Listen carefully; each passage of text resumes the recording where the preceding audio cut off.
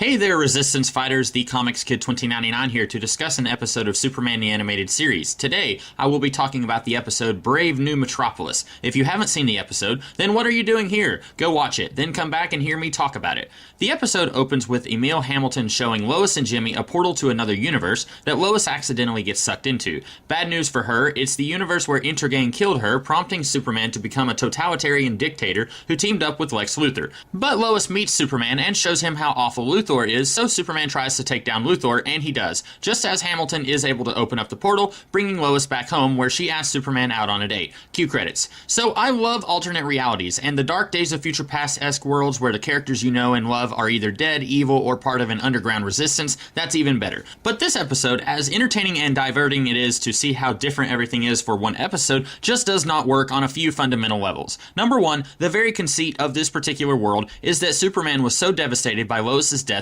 that he became a dictator willing to work with Lex Luthor. The problem here is that Superman and Lois aren't really that close in the DC animated universe, and so I don't buy that Superman would be that torn up about Lois dying. The episode tries to play it off as, well, Lois never knew how much he loved her, and he didn't even know until she died. But no, that isn't gonna fly. We're not that far into this series, so I don't feel like enough time has passed since Superman met Lois for him to make such a drastic change in his life when she dies. But even if this series was quite a bit longer, and this episode was placed later in the series, there's another problem with the conceit of this episode, and it's unfortunately even more topical now than it was 20 years ago. Superman being so hung up on one woman that he would become evil if she dies.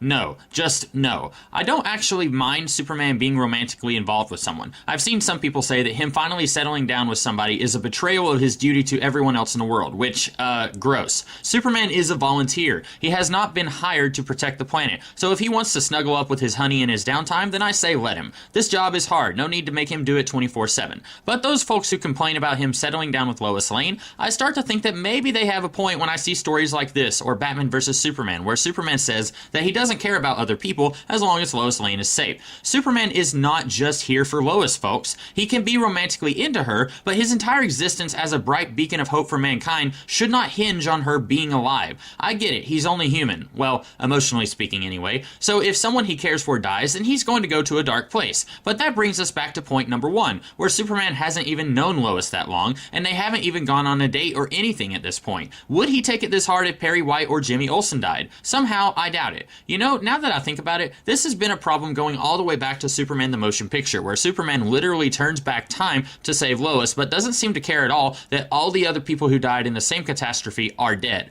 Like I said, I don't mind Superman having a girlfriend or a wife, but when it leads to stories and situations like this, it becomes extremely problematic. And for Superman to have teamed up with Lex Luthor, who he already knew was corrupt, there's just a lot of problems there. I think most of my problems with this episode would have gone away if, instead of Superman becoming a dictator, he abruptly retired instead. Kinda like Kingdom Come. Hey, for that matter, you could have just done a very brief, very loose adaptation of Kingdom Come, with an older seasoned Superman losing his wife of 20-something years and then going to live in the fortress, and then this Lois comes and inspires him to go back to heroing. Then his reaction would make a little bit more sense, and he wouldn't become evil or do something incredibly rash because she died. I guess it would still be problematic, since his being Superman would still hinge on her being alive, but it would be less of a problem, I think. My only other issue with this episode is that it opens the door for Superman and Lois to become romantically involved after she finds out how he feels about her, and that never happens, largely because these shows still didn't have much of an ongoing continuity by this point. It really wasn't until Justice League Unlimited, about 10 years later, when the DC animated universe started to have a continuity where something would happen in one episode and it would have an impact on later episodes. With Lois finding out how Superman feels about her here, we really should have seen a little bit more of a development on their relationship. As is, we don't even get a kiss from these two until the final episode. Seems like if they're going to spend so little time on their relationship, then this episode was pretty pointless in the grand scheme of things.